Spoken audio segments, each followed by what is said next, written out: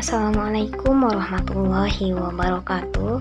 Perkenalkan, nama saya Ros Intan dari Prodi Teknologi Informasi kelas TIB semester 3 dengan nomor NIM 235920101003. Video ini saya buat untuk memenuhi ujian akhir semester dengan mata kuliah Perancangan Sumber Daya Perusahaan dari dosen pengampu Bapak Alif Ilham Akbar Fatriansyah. Di dalam video ini saya akan membahas tentang faktor-faktor penyebab kegagalan implementasi perencanaan sumber daya perusahaan. Oke, langsung saja kita ke materinya. Perancangan sumber daya perusahaan adalah fondasi utama dalam mengelola bisnis yang sehat dan berkembang. Sumber daya ini mencakup manusia, teknologi, keuangan, dan infrastruktur yang sangat penting untuk mencapai tujuan jangka panjang perusahaan. Namun, meskipun sudah disusun dengan sangat rinci, seringkali perencanaan ini gagal diimplementasikan dengan efektif. Mengapa hal itu bisa terjadi? Dalam video ini kita akan membahas berbagai penyebab kegagalan implementasi perencanaan sumber daya perusahaan dan bagaimana cara menghindarinya. Oke, kita simak videonya. Salah satu penyebab utama kegagalan implementasi adalah kurangnya pemahaman yang mendalam tentang perencanaan di semua level organisasi. Semua rencana yang baik harus dimulai dari pemahaman yang jelas oleh seluruh pihak yang terlibat. Jika manajemen atas menyusun strategi dan rencana tanpa melibatkan atau mengkomunikasikannya dengan jelas kepada karyawan di tingkat operasional, maka kemungkinan besar perencanaan tersebut akan gagal. Misalnya, di banyak perusahaan, manajemen seringkali tidak melibatkan karyawan dalam proses perencanaan atau tidak menjelaskan secara rinci mengapa keputusan tertentu diambil. Hal ini dapat mengarah pada kebingungan tujuan dan strategi perusahaan. Tanpa pemahaman yang baik, karyawan tidak akan dapat bekerja dengan optimal. Bahkan mungkin mereka bekerja dengan tujuan yang berbeda-beda. Inilah yang sering terjadi ketika terdapat gap antara rencana di atas kertas dan realita di lapangan. Solusinya, untuk mencegah hal ini, perusahaan harus memastikan bahwa setiap tingkat organisasi memahami dan memiliki visi yang sama. Sosialisasi yang rutin, workshop, dan komunikasi yang terbuka antara manajemen dan karyawan adalah kunci untuk memastikan semua pihak terlibat dan memiliki pemahaman yang jelas mengenai tujuan dan perencanaan perusahaan. Faktor kedua yang sering menyebabkan kegagalan dalam implementasi perencanaan adalah keterbatasan sumber daya, baik itu berupa tenaga kerja, teknologi, maupun keuangan.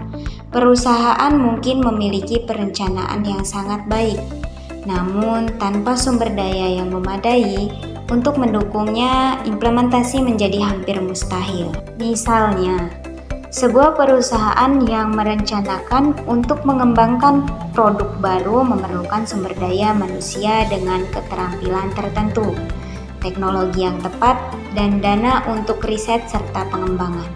Jika perusahaan tidak memiliki sumber daya tersebut, perencanaan akan terhambat. Meskipun ide atau konsep yang disusun sangat menarik. Solusinya, perusahaan perlu melakukan analisis kebutuhan sumber daya secara mendalam. Sebelum menyusun perencanaan, ini termasuk memastikan ketersediaan dana, tenaga kerja terampil, teknologi yang tepat, dan infrastruktur yang memadai. Jika ada kekurangan, perusahaan harus merencanakan bagaimana cara mengatasinya, baik melalui investasi tambahan, pelatihan karyawan, atau kerjasama dengan pihak luar. Faktor ketiga adalah perubahan lingkungan eksternal yang tidak dapat diprediksi, seperti krisis ekonomi, perubahan regulasi, bencana alam, atau perubahan teknologi yang sangat cepat. Hal-hal ini bisa mempengaruhi perusahaan secara signifikan dan mengganggu jalannya implementasi perencanaan. Contohnya, selama pandemi COVID-19, banyak perusahaan yang menghadapi perubahan besar dalam cara kerja. Dengan adanya pembatasan operasional dan peralihan ke sistem kerja jarak jauh, perencanaan yang sudah disusun dengan baik sebelum pandemi harus diubah secara drastis untuk beradaptasi dengan kondisi baru ini. Selain itu, perkembangan teknologi yang sangat cepat seringkali membuat perusahaan harus mengubah arah perencanaan mereka. Perusahaan yang tidak dapat mengikuti perkembangan teknologi akan tertinggal, bahkan jika mereka memiliki perencanaan baik sekalipun. Keempat, kurangnya evaluasi dan pengawasan berkelanjutan dapat menyebabkan perencanaan yang baik gagal diimplementasikan.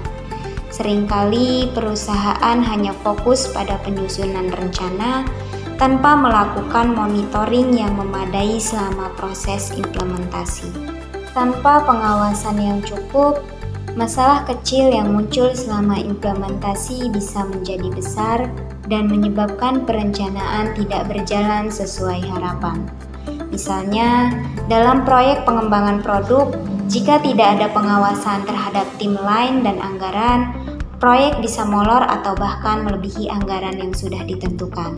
Solusinya, penting untuk membangun sistem pengawasan dan evaluasi yang berkelanjutan selama implementasi perencanaan, penggunaan alat manajemen proyek, feedback rutin dari tim, dan pertemuan berkala untuk mengevaluasi progres akan membantu mengidentifikasi masalah sejak dini dan mengoreksi ke arah perencanaan yang salah.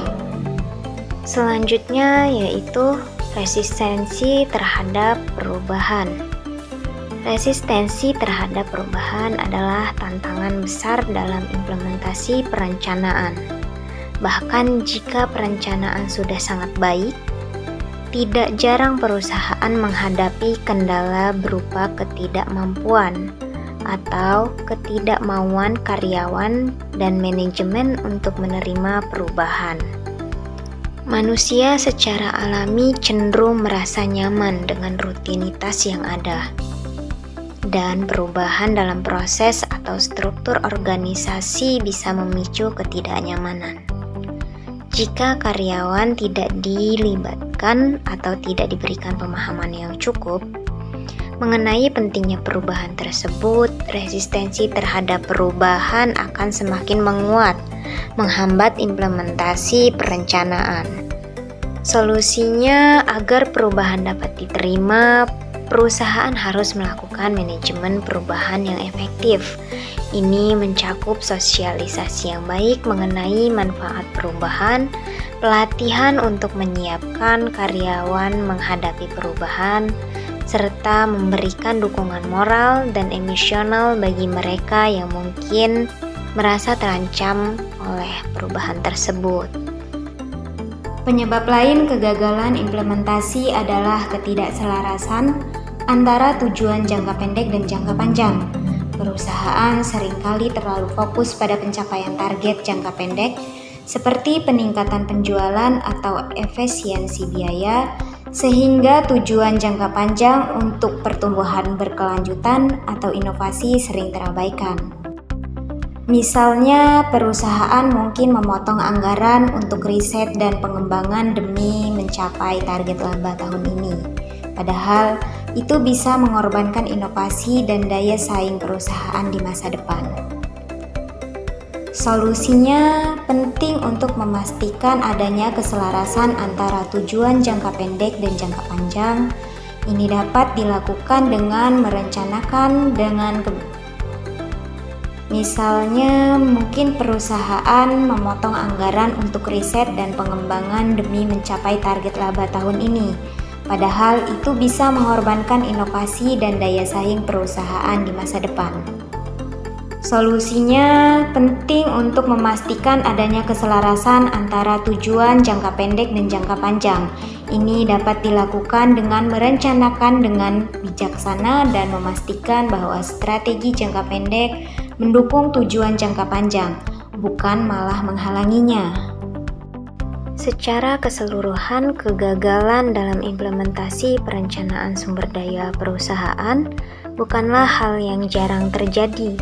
Namun, dengan memahami berbagai faktor penyebabnya, seperti kurangnya pemahaman, keterbatasan sumber daya, perubahan lingkungan eksternal, kurangnya evaluasi, resistensi terhadap perubahan, dan ketidakselarasan antara tujuan jangka pendek dan jangka panjang, perusahaan dapat menghindari kesalahan yang sama dan memastikan bahwa perencanaan yang mereka buat dapat diimplementasikan dengan sukses. Merencanakan dengan matang, beradaptasi dengan kondisi yang berubah, serta melibatkan seluruh pihak dalam proses perencanaan, perusahaan dapat memaksimalkan potensi sumber daya yang ada dan meraih tujuan mereka secara efektif. Terima kasih telah menyaksikan. Semoga video ini memberikan wawasan dan strategi yang bermanfaat untuk meningkatkan keberhasilan implementasi perencanaan sumber daya perusahaan Anda. Sekian dari saya, mohon maaf apabila ada kesalahan. Saya akhiri. Wassalamualaikum warahmatullahi wabarakatuh.